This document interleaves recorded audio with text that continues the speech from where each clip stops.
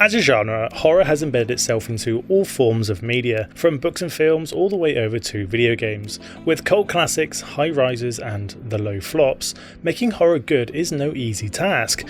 We especially see this in the video game industry, and in this video let's look at what makes a game scary, what does it mean to be scary, and why aren't games scary anymore? First, a bit of a statement and a question. Let's define what it means to be scary for the context of this video. Different people will define what scary is differently. So for the purpose of this, when I say scary, I'm looking for something that makes me jump, feel at unease while playing the game, or make me not want to continue out of some sort of fear. For me, that is what makes a game scary: jumping consistently, feeling nervous or uneasy, or even the fear to continue, to move through a room or open a door because of what could be on the other side. But do you find games scary, and do you play a lot of horror games? Let me know in the comments below. I'd love to hear your thoughts and see the answers. Horror in games, like all media, has developed over time. What was scary to one generation isn't to the next. We see this more obviously in film. Horror films from the 70s or 80s don't seem on the same level as those made in the early 2000s, although more films in the 70s and 80s have spawned into cult classics and long-running series, compared to those in more recent years. The same thing happened in the video game industry. Though it is far younger than the film industry, it has spawned its own classics. Ask someone to name a horror game and you'll likely get Resident Evil or Silent Hill as answers.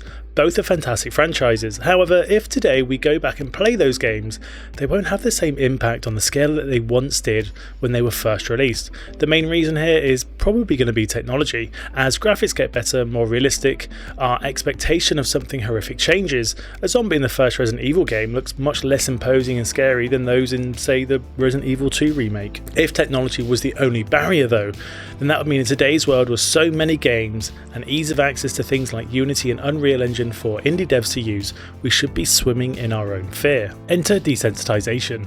Experiencing something often can make you feel pretty numb to it, or desensitized. You might have had a hobby you once really enjoyed, but you don't find as much joy any longer. This may be because you have become desensitized to the joy you once had. A show you used to laugh at all the time, on its 10th repeat you may not find it funny anymore, because you become desensitized. With horror, seeing the same horror tropes over and over again can make us desensitized to horror overall. The first time scary thing jumps at you at the camera, you may jump and the heart start racing, but by the 100th time, you no longer feel anything towards it. Many games will place something behind a door to try and make you jump when you open it, or peer around the corner to look at you only to quickly disappear. A loud sharp sound before a light going out, or something appearing right in front of you. Intense music that stops suddenly before something happens. These are all things that can be found in multiple games, all trying to get the quick jumps out of the player. Oh, fuck off. I knew that was happening as well because that happened last time. Over time, the more you play that game, or just horror games in general, the more you become used to these tactics, the more they become predictable and just don't have the same effect as they once did. This becomes even more noticeable when we start to look at the replayability of many horror games, especially the single player ones.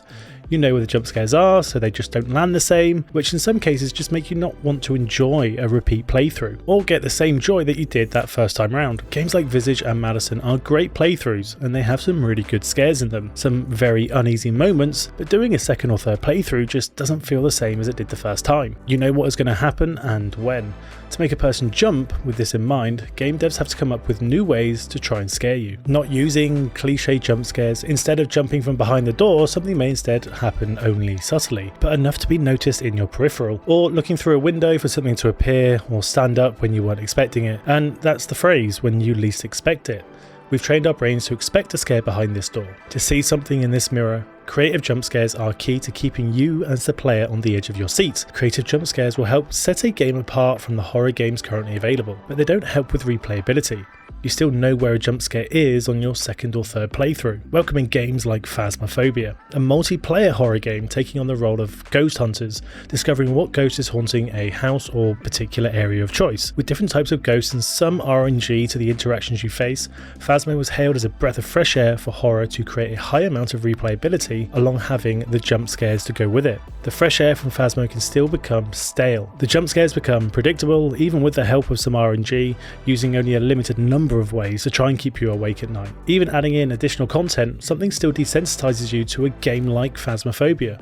With its plethora of ghosts and RNG scares, the feeling of unease or being uncomfortable is still missing from this game. Hairs standing up on the back of your neck, sweaty palms, racing heartbeat, all things brought about by that feeling of unease, or seeing something uncomfortable that can sometimes literally put us on the edge of our seat. The film industry has had decades to understand how to build tension or make a viewer feel a specific emotion. The classic in horrors is for a rising, suspenseful music which suddenly cuts off for a few seconds before bam, something happens. The music builds an unease in the viewer, building anticipation for something to happen, only for the music to stop, trying to cause a break in the tension before releasing a scare or something to make the viewer jump. The film and TV industry have ridden this formula for years, but in recent years, this is no longer really working as intended. We've been trained in our brains to know when that music plays, nothing will happen. It's only when the music stops that something is going to happen. The anticipation has been lost through repetition. The repetitions of techniques to make people feel uncomfortable or uneasy transfers over to video games. But so does the downside of years of using those techniques. Using eerie soundtracks or restricting the camera view to try and make the player feel uneasy doesn't have the same effect that it once did. Outlast is a great example of where this was done well. After running from two guys trying to catch you, you find yourself being pulled into a dumbwaiter, only to be pulled out of it in the arms of a crazy doctor. What follows are some incredibly graphic scenes which completely put the player in an uncomfortable situation, making them feel unnerved, completely going against what we expect would happen. Alien Isolation is another amazing example of where this is apparent. The alien's presence is everlasting. Even when it's not around, you're checking your devices or hiding at the hint of a sound. Checking vents on the chance it's hiding, the atmosphere around these games only supports the scares or confrontations when they finally do appear. When the atmosphere is right, a game doesn't need to throw scares at you in quick succession. They can be comfortable that the ambience is doing the work, and the scare is just the final straw. A lot of more recent releases in horrors seem to miss this. Just look at all the ghost hunting games released over the past few years. They miss on creating an atmosphere. I don't feel worried, I don't feel unnerved, so when the game does try to throw something at me, it's got a low chance of actually landing the intended jump it was aiming for. If you can get those first two things right, then the final piece of the puzzle should fall into place on its own. With an atmosphere that has you on edge and scares placed at pivotal, unpredictable points, do I dare open this door? Or do I just turn back? Will there be something on the other side, or will it be nothing more than my own paranoia? If I'm able to just blaze a trail straight through the experience, have I truly been immersed in what it had to offer? Or have I just become too desensitized and or disconnected from its atmosphere? Games with an entity which can't just be killed will give pause for the player. Will the thing be behind this door? And if it is, what do I do? Where do I go?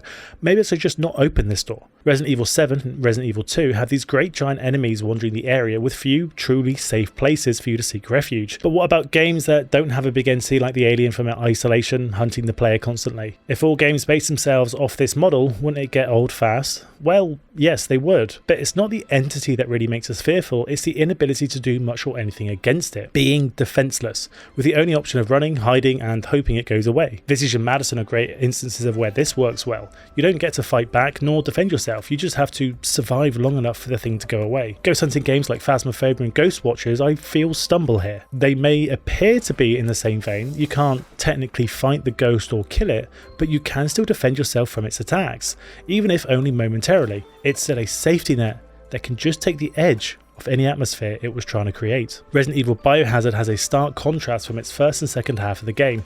In the first half, ammo is limited, Ethan's aim is off, and reloading is long. Some enemies can't be killed, and often there's just too many to deal with.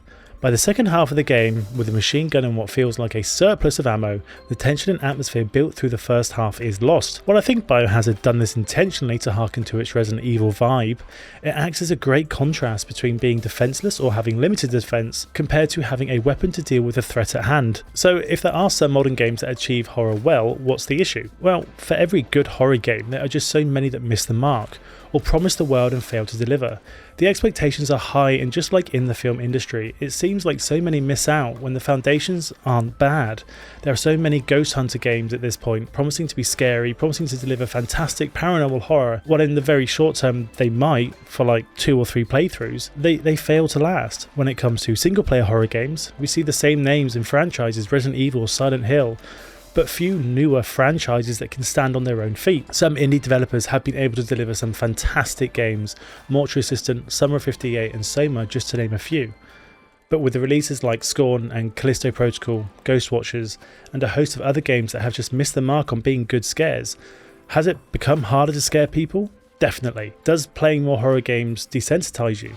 Yes. So if you answered that you do play a lot of horror games and don't really find them scary, that would match up here. But horror developers have to be far more creative in how they produce horror, creating tension, atmosphere, and the whole orchestra to set up a good horror scene. Honestly, sometimes it feels that care just isn't given to the aspects of horror outside of throwing a few jump scares in and calling it a day. I'm always itching for a great horror game, something to leave me awake at night. But sadly, I'm finding more games that just don't hit the mark. They miss one of the three elements, or something more basic like storytelling. But what are your thoughts? Have you found horror games losing their charm? And if you do, what do you think the reason is? I'd love to hear from you. But thank you so much for watching, and I'll see you soon. Oh, you didn't know, just fucking click. Oh, no. No, I don't like it. I don't like it. I don't fucking like it.